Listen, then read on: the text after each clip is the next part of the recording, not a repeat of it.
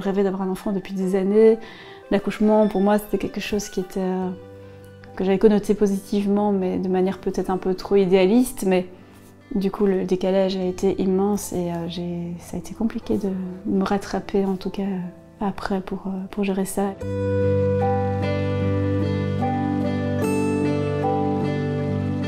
Elle est née un 10. Tous les 10 du mois, c'était une catastrophe pour moi. Je regardais l'horloge et je me disais, le 10, quand elle est née, à cette heure-ci, il se passait ça. Et c'était pour moi un scénario limite un peu sans fin. Tous les 10 du mois, c'était vraiment une date très très compliquée à gérer pour moi. Jusqu'à ces 1 an, après ça a commencé à s'estomper.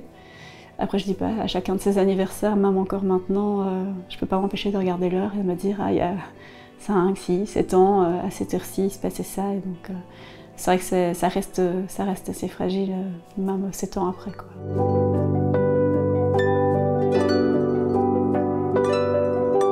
Je me disais, je suis à l'hôpital, je suis en sécurité, je suis censée être entourée de médecins, de sages-femmes, de personnel qui sait ce qu'il fait. Et du coup, j'ai fait fort confiance à toutes ces équipes. Et je me suis dit, a posteriori, j'aurais peut-être pas dû. J'ai un confrère qui travaille aussi dans une maternité néonate et je lui ai un peu expliqué ce que j'avais vécu.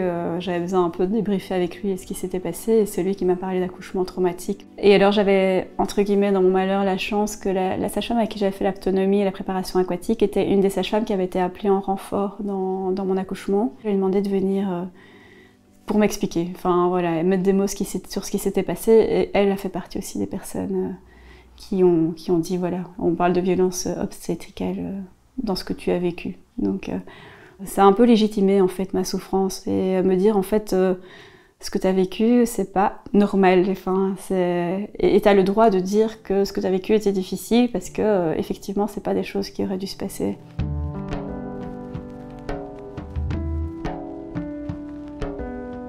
Systématiquement, j'étais complètement nue sur la table d'auscultation. Et ce qui s'est passé, c'est qu'au moment où le spéculum a été mis, j'étais assez stressée puisque j'étais dans une position très inconfortable, entièrement nue et étant pudique de nature, ça n'a pas aidé. Donc je me suis un petit peu crispée.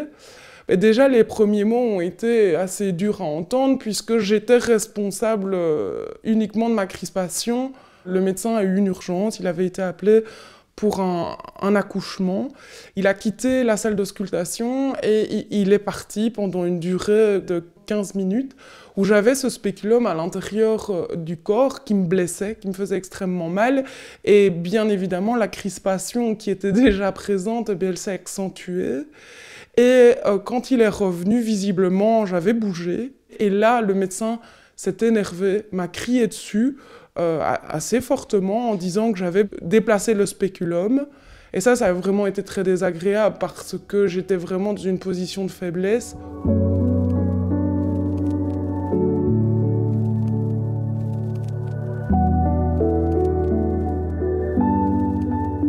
Je reçois beaucoup de témoignages de patients de violences gynécologiques et obstétricales. Je travaille que1 jour par semaine au planning, je pense que je reçois en moyenne 1 semaine sur 2, je reçois des retours, parfois toutes les semaines. Je me dis, si on fait rien, ça va continuer très longtemps. Certaines personnes sont stressées en arrivant, soit parce qu'elles sont stressées par le côté médical, soit parce que la raison pour laquelle elles viennent est stressant. On sait aussi qu'il y en a qui sont stressées parce qu'elles s'attendent à des violences de notre part.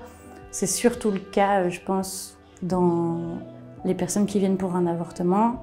Elles viennent en disant « oui, je m'attendais à ce que vous me demandiez si j'avais des bonnes raisons. J'avais préparé mes arguments pour négocier avec vous, de ne pas devoir attendre 6 jours parce qu'en fait, je ne peux plus d'attendre. » Et donc, elles s'attendent à quelque chose de très rigide. Et voilà, on essaye de leur montrer le plus vite possible qu'on va faire le mieux pour elles. Quand vous faites écouter le cœur de l'embryon à cette patiente qui vient vous voir et qui vous a expressément dit qu'elle voulait faire un avortement, là vous êtes en train d'enfreindre la loi, vous êtes en train de mettre une barrière à l'avortement. Dans notre planning, ce qu'on a mis en place, c'est questionner la patiente, l'accueillante présente pendant l'avortement aussi, et le médecin qui a réalisé l'avortement, en fait par rapport à la douleur. Donc on va juste d'une échelle de 0 à 10 juger la douleur. Donc tous séparément, c'est une 4e personne qui n'a pas participé à l'avortement qui demande et qui va demander voilà, anonymement à chacun.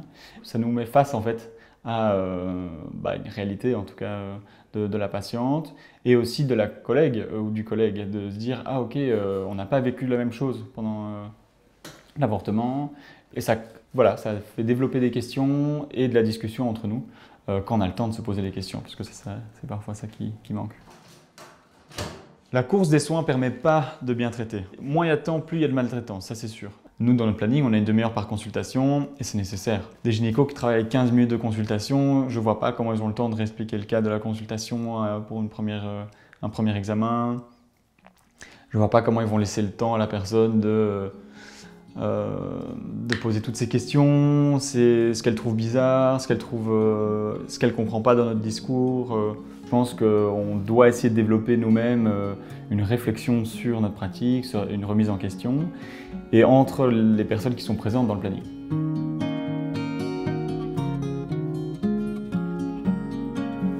En fait, pour moi, le seul projet qui peut avoir des résultats rapides, c'est la formation des professionnels, des médecins et des accueillants. Mais je crois vraiment qu'il y a des équipes qui ne sont pas conscientes du nombre de violences qu'il y a encore dans leur équipe. C'est des choses qui se déconstruisent tout le temps. On n'est pas, nous, dans notre équipe, arrivés au 0% de violence. On est trop parfaite. Venez chez nous, tout se passera bien pour tout le monde, tout le temps. Évidemment que non. Donc il y a une formation qu'on a organisée avec pas mal d'organisations féministes qui luttent sur les violences gynécologiques et obstétricales ou un peu plus largement aussi sur d'autres sujets féministes, pour essayer de répondre aux 2 objectifs de comment recevoir un témoignage et le prendre en charge de violences gynécologiques et obstétricales, et ensuite comment remettre en question notre pratique. Donc il y avait des accueillantes de planning, il y avait des médecins de planning, il y avait une gynécologue retraitée, il y avait des sages-femmes. Voilà, donc c'était une 15-20aine de personnes. Et c'était des ateliers très participatifs. Donc l'idée était d'essayer de faire sortir ce qui se passe sur le terrain. On n'a pas les mêmes contextes, que les gens découvrent ce qui se passe dans les autres contextes. Et puis de développer un peu ces antennes, cette sensibilité à ok, quand une patiente parle, qu'est-ce qui se passe, qu'est-ce qui se joue, et après voir qu'est-ce qu'on peut faire. Plein d'exemples que je vais prendre, c'est de cette formation, réexpliquer les droits de la patiente, lui expliquer qu'elle peut porter plainte si elle le souhaite, et alors les différentes possibilités, et puis lui proposer une prise en charge aussi psychologique ou autre.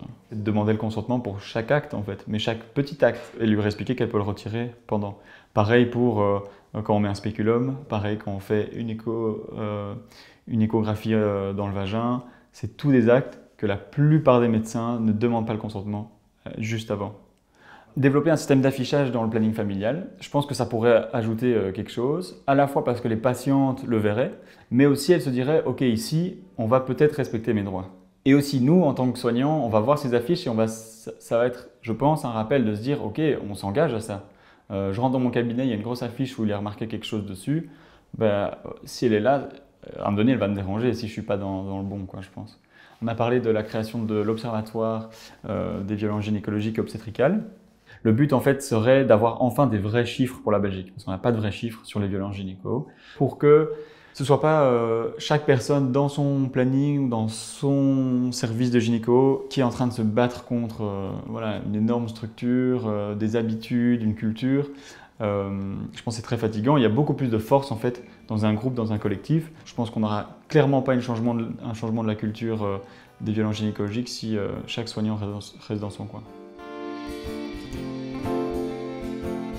Je pense que si on avait communiqué avec moi, même des actes que j'aurais préféré éviter s'ils étaient inévitables, mais qu'on m'avait dit voilà, on doit faire ça parce que on n'a pas le choix, il y a urgence, tu vas pas bien ou ton bébé va pas bien, je pense que j'aurais mieux compris et accepté que ça se passe comme ça que d'intervenir sans rien me dire et puis hop, on te laisse là en scène d'accouchement, tout le monde se casse, c'est la fin de la journée. Et moi, je suis restée là avec toutes mes questions de pas savoir ce qui venait de se passer. Donc je crois que ça, c'était, oui, la communication. Je suis peut-être un peu plus consciente de mes droits, mais malheureusement, c'est cette expérience qui a fait que j'en ai été un peu plus consciente. J'ai envie qu'on trouve des solutions pour les autres jeunes filles, moins jeunes filles, plus vieilles filles qui ont besoin de soins médicaux pour ne plus que ça arrive. Depuis quelques années, je vois des jeunes patientes qui arrivent et qui connaissent leurs droits, qui savent comment ça fonctionne le consentement, qui vont s'y connaître en contraception et me dire « moi je veux ça, je veux pas ça ». Et donc elles sont plus armées. Moi j'en vois en tout cas de plus en plus des patientes armées et plutôt les jeunes. Et je pense qu'on peut expliquer ça par le fait que c'est un sujet moins tabou, que ce soit les règles, la contraception. Il y a des débats sur les réseaux sociaux aussi. Il y a MeToo qui est passé par là. Les femmes sont beaucoup plus au courant maintenant des violences gynécologiques. Maintenant, il faut voir si les soignants et soignantes vont se remettre en question. Ce qu'on arrive à mettre en place dans la formation qu'on va refaire, l'observatoire des violences gynécologiques qui a été créé, et aussi ce que je vois dans d'autres pays, avec des formations, des grandes luttes là-dessus, moi ça me motive assez fort de continuer là-dedans et ça me donne quand même un espoir pour le futur.